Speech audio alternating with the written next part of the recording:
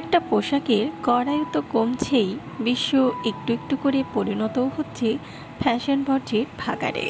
ক্রমশ বেড়ে চলেছে কার্বন। এসবের বিপরীতে আবার শুরু হয়েছে slow fashion, eco friendly fashion, সীমিত পরিসরে অপসাইক্লিং আর রিসাইক্লিং। আসলে পোশাক যে কাপড় দিয়ে তৈরি হয় সেটা উৎপাদনে অনেক প্রাকৃতিক শক্তি, জায়গা আর পানি খরচ হয়।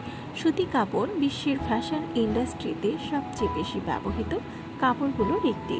একটা সুতির টি শার্ট বানাতে যে পরিমাণ কাপড় লাগে সেটার জন্য প্রয়োজনীয় তুলা উৎপাদন করতে 20,000 লিটার পানি খরচ হয়।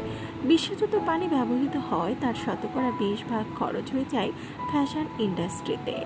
এর সাথে রয়েছে এনার্জি, প্রাকৃতিক এবং কৃত্রিম। এসব দিয়ে উৎপাদিত পোশাক দ্রুতই বর্জ্যে পরিণত হচ্ছে। তা ল্যান্ডফিল করে বায়ু দূষণ, মাটি দূষণ, পানি দূষণ করে নানাভাবে পরিবেশ দূষণে অবদান রাখছে। প্রতি বছর যুক্তরাজ্যে 140 মিলিয়ন পাউন্ড বা 1,653 কোটি টাকার জামাকাপড় ফেলে দেওয়া হয়, আর সেগুলো কেবল ল্যান্ডফিল করে। ফেলে দেওয়া পোশাকে কি হয় আসলে?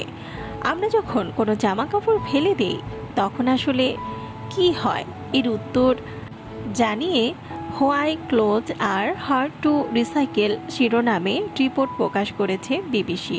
সেই প্রতিবেদনে বলা হয়েছে 73% পোশাক হয় পুড়িয়ে ফেলা হয়, তাছাড়া ভাগাড়ে ফেলে দেওয়া হয় বা আবর্জনা হিসেবে ল্যান্ডফিলে জমা হয়।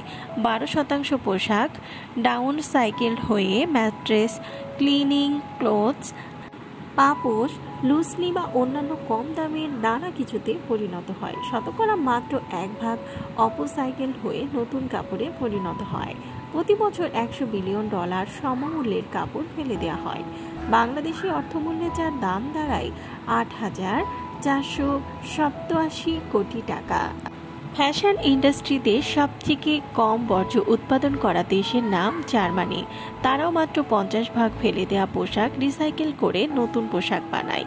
কেবল 2016 সালেই 11 লাখ টন ফেব্রিক নষ্ট হয়। আরও দুঃখজনক ব্যাপার হলো এর 73%ই প্রি-কনজিউমার ওয়েস্ট, মানে ওই পোশাকগুলো ভোক্তারা কেনেননি বা কিনলেও ব্যবহার করেননি। এমন পুরনো অব্যবহৃত ফেব্রিক্সের পরিমাণ ছিল 8 লাখ টন।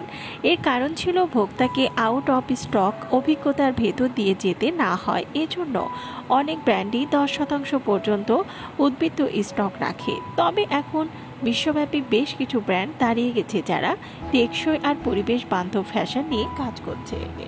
কোনো পোশাক গায়ে না ঢুকলে, পুরনো হয়ে গেলে, নষ্ট হয়ে গেলে, চলতি ফ্যাশনের সাথে খাপ খাইয়ে না চললে বা নিজের পক্ষে ভোক্তার আর পড়তে ইচ্ছা না করলে সেটা পোস্ট কনজিউমার টেক্সটাইল ওয়েস্টে পরিণত হয়। সেগুলোর একটা অংশ ফার্নিচার আর ঘর মোছার কাজে ব্যবহার হয়, কিন্তু ফেলে দেওয়া হয় সবচেয়ে বেশি।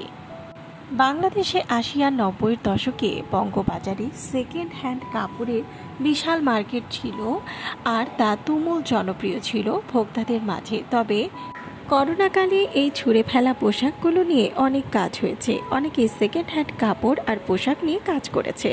বিশ্ব ফ্যাশন ইন্ডাস্ট্রিতেও বেশ কিছু পোশাকের ব্র্যান্ড দাঁড়িয়ে গেছে যারা কেবল সেকেন্ড হ্যান্ড পোশাক নিয়ে কাজ করেছে।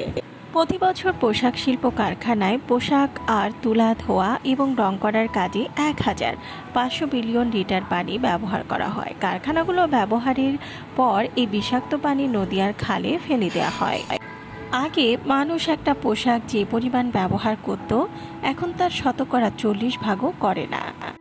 একটা পোশাকের গড়ায়ু 2 বছর 2 মাস, আর সেটা গড়ে 7 থেকে 10 বার পরা হয়। পরিবেশ দূষণের যত কারণ, তার মধ্যে দ্বিতীয় অবস্থানে আছে পোশাক শিল্প। ফাস্ট ফ্যাশনের ধারণা এই পরিবেশ দূষণের মাত্রাকে গতিশীল করেছে। মানুষ যদি একটা পোশাক 9 মাস বেশি পরে তাহলে ওই পোশাকের মাধ্যমে কার্বন উৎপাদন আর ওই পোশাকের পিছনে ব্যবহৃত পানির অপচয় 30% পর্যন্ত কমে যাবে। কোথাও ছিঁড়ে গেলে, ফেঁসে গেলে সেলাই বা রিপু করে নিন, আর পরতে ইচ্ছে না করলে বন্ধুদের সাথে বদলেও নিতে পারেন। 1980-এর দশকে মানুষ যে পরিমাণ পোশাক কিনত, এখন তার 5 গুণ পোশাক কেনে। পুরনো পোশাকে ভ্যালু অ্যাড করুন। টুকিটাকি এটা সেটা করে ডিজাইন বদলে ফেলতে পারেন। শাড়ি দিয়ে গাউন বানান, শার্ট দিয়ে ব্লাউজ, ফুল প্যান্ট কেটে হাফ প্যান্ট বানিয়ে নিতে পারেন। এগুলোর কিছুই করতে না পারলে বাসার সহকারীকে দিয়ে দিন অথবা চ্যারিটি শপে দিন। সব মিলিয়ে পৃথিবীকে জঞ্জাল মুক্ত করতে, পরিবেশ দূষণ কমাতে জনপ্রিয় হচ্ছে রিসাইক্লিং। পুরনো কাপড় রিসাইকেল করে হতে পারে অনেক কিছুই। পুরনো জামা কাপড় শার্ট দিয়ে বানিয়ে ফেলুন ট্রেন্ডি ব্লাউজ, আর সেটা আপনার শাড়ির লুকটাই বদলে দেবে। আর এই ছোট ছোট উদ্যোগ বদলে দেবে বিশ্বকে। পুরনো কামিজ যেটা গায়ে ঢুকে না সেটা মাঝখান থেকে কেটে ফেলে পছন্দ মতো লেস লাগিয়ে নিয়ে বোতাম বা হুক জুড়ি দিয়ে পরতে পারেন কোটি হিসেবে। চাইলে বাদ দিতে পারেন হাতা দুটো। আমাদের নানি দাদিরা সুতির শাড়ি আর ওড়না দিয়ে কাঁথা বানাতো। রিসাইক্লিংয়ের সবচেয়ে উত্তম উদাহরণ আমাদের কাঁথা। তাই ভেতরের দিকে বেশি পুরনো কাপড় আর উপরের দিকে কম পুরনো কাপড় আর একরঙা কাপড় দিয়ে মুড়ে যদি তার উপর নকশা করেন তাহলে তো কথাই নেই। এভাবে পুরনো থেকেই হতে পারে নতুন কিছু। কয়েকটি পুরনো কাপড় কেচে শুকিয়ে নতুন করে ডাই করে অথবা না করে বানিয়ে ফেলতে পারেন বর্ণিল ঝোলানো নকশা করা ব্যাগ। এ তো গেল ব্যক্তিগত জায়গা থেকে আমাদের করণীয়।